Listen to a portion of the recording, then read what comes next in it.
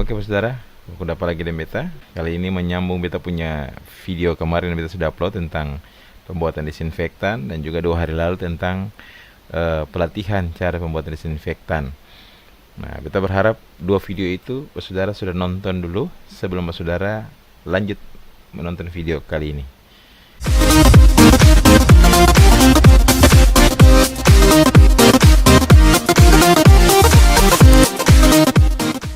Ada hal menarik yang beta ingin bagikan tentang disinfektan ini. Nah, makanya saudara lihat di depan beta ini ada beberapa produk di sini. Ini bukan beta mau promosi produk atau mau jualan produk, seng sama sekali. Artinya produk-produk ini adalah produk-produk umum yang digunakan sekarang ini untuk pembuatan disinfektan. Tidak ada yang salah sebenarnya dengan produk ini ya. Cuman ini yang beta bilang tadi, sebelum saudara masuk klik video ini, ada baiknya saudara melihat dulu beta punya 2 video sebelum ini tentang disinfektan juga, sehingga ketong bicara ini informasinya lebih banyak gitu yang didapatkan karena bersambung. 2 hari ini beta melihat beberapa postingan tentang pembuatan disinfektan. Nah, di sini beta masih bertanya-tanya, seperti judul video ini, bahwa apakah memang semua ini harus dicampur? Nah itu, karena beta melihat beberapa orang punya postingan, beberapa orang membuat disinfektan dengan mencampur seluruh bahan ini.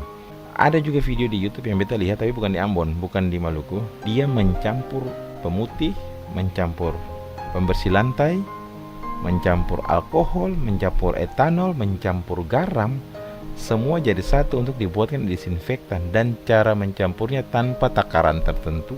Beta ngeri, maksudnya ngeri. Jujur beta ngeri lihat itu. Ya, memang beta di sini tidak bermaksud menggurui saudara semua, tidak bermaksud menunjukkan bahwa beta lebih tahu, tidak.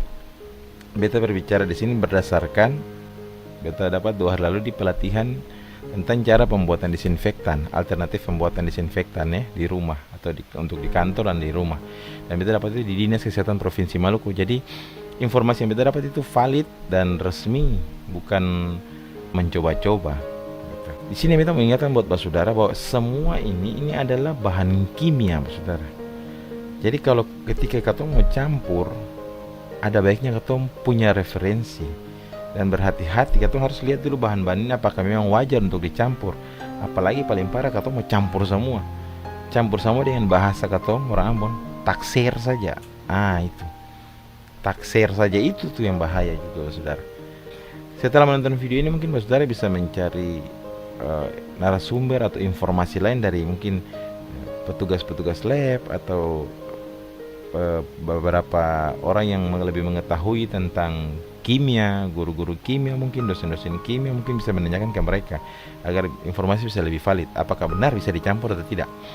Kalau menurut informasi yang beta dapat dari pelatihan di Dinas Kesehatan Provinsi Maluku, ini tidak boleh dicampur, saudara. Dia single factor, artinya alkohol ya alkohol, pemutih ya pemutih, pembersih lantai ya pembersih lantai, tinggal diencerkan dengan air. Nah, beta jelaskan satu-satu. Pada materi yang kita dapat di pelatihan di Dinas Kesehatan Provinsi Maluku seperti ini. Ada beberapa jenis disinfektan. Ini yang harus diperhatikan. Beberapa jenis ini seperti ada pemutih yang mengandung natrium hipoklorit, kemudian ada lisol yang mengandung benzalkonium klorida, kemudian ada alkohol 70%, ada klorosilenol yang pada detol cair, kemudian ada hidrogen peroksida, itu H2O2 yang biasa dipakai buat tetes telinga. Ada juga pada vanis yang ada di atas peta meja ini, pemutih vanis ini. Kemudian ada kalium permanganat, biasa orang bilang PK tuh, itu. Kemudian ada pine oil ini ada pada Wipol ini.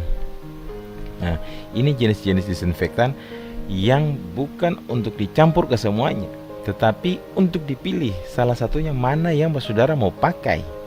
Itu dia. Mungkin begini pemahaman orang, supaya kuman ini dia mati, lo kok campur sama-sama saja supaya betul-betul akan mati. Sabar dulu.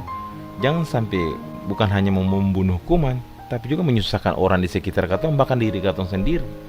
Karena apa? Ini katong bisa membuat campuran yang bisa berbahaya. Ini kimia, saudara. Pada pelatihan itu disampaikan salah satu contohnya adalah ini, pemutih ini, Proclean atau Biclean, ini dia mengandung natrium hipoklorit, dia tidak boleh dicampur dengan Vicsa pembersih lantai karena ada bahan asam klorida. Asam klorida dia ketemu dengan natrium hipoklorit, dia menimbulkan reaksi kimia gas klorin. Itu gas klorin, gas beracun, saudara. Beta tidak ahli dalam kimia, mungkin kalau beta salah menyampaikan, mohon ada yang koreksi di kolom komentar. Karena yang beta tahu ini juga beta dapat dari informasi di pelatihan tersebut yang beta sebutkan tadi. Dua benda ini, dua bahan ini ketemu, ini bisa menimbulkan gas beracun, gas klorin, saudara. Apalagi dalam ruangan tertutup, dia bahaya. Jadi jangan asal mencampur. Seperti yang tadi beta bilang, ada orang mencampur garam, etanol, rifanol, wipol. Wow. Itu mau bunuh apa sebenarnya? Maksudnya oke lah, itu oke, mungkin membunuh kuman, tapi perhatikanlah apakah membahayakan tidak untuk lingkungan sekitar, untuk diri sendiri, untuk masyarakat sekitar, orang di sekitar katong, apalagi ada anak-anak di sekitar katong. Hati-hati dalam mencampur sesuatu, saudara. Ada baiknya, saudara, mempunyai referensi atau mempunyai sumber yang valid, yang betul-betul bahwa menjamin, saudara, mencampur ini aman, membunuh kuman, dan juga aman bagi masyarakat atau saudara semua yang ada di sekitar katong. Itu yang paling penting. Nah, untuk meyakinkan saudara, beta kasih cuplikan video yang disampaikan pada Dinas Kesehatan Provinsi Maluku. Ini dia videonya. Ada orang yang campur juga, cuma campur tuh hati-hati. Kalau pemutih itu tidak boleh campur dengan asam klorida. Asam klorida, ada pembersih kloset yang mengandung asam klorida. Seperti Vicsa itu tidak boleh dicampur. Hati-hati kalau dicampur bisa terbentuk gas klorin. Itu beracun. Jadi campur ya, biar juga ada yang campur itu. Pemutih dia campur dengan wipol, atau campur, hati-hati dilihat apa yang bisa dicampur, apa yang tidak. Kalau dengan asam klorida jangan, pemutih tidak boleh, karena terbentuk gas klorin yang cukup beracun. Apalagi kalau dia di ruangan tertutup, dia orangnya bisa keracunan. Itu cuplikan itu, kalau memang saudara tidak sempat nonton video YouTube, itu cuplikan kegiatannya. Kalau saudara pun yakin bahwa saudara benar, beta harapkan keyakinan itu dijamin dengan bisa dapat dipertanggungjawabkan.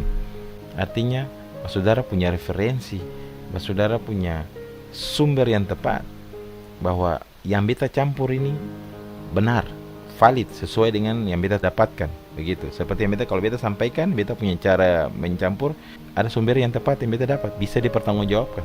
Jangan tidak punya referensi yang tepat, tidak punya sumber yang tepat, tidak punya validitas data, validitas sumber, lalu katong main hantam aja.